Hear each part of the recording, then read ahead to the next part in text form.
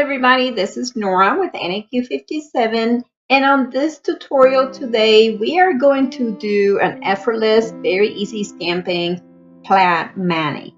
And this is going to be highlighting my newest Born Pretty Store stamping polish, not this yellow one, but this beautiful teal one that I just received for review. I will have the link down in the description bar below where you can find it.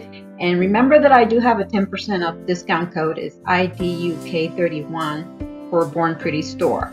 So I will leave you to the rest of the video and I will meet you back at the end. I hope you guys enjoy.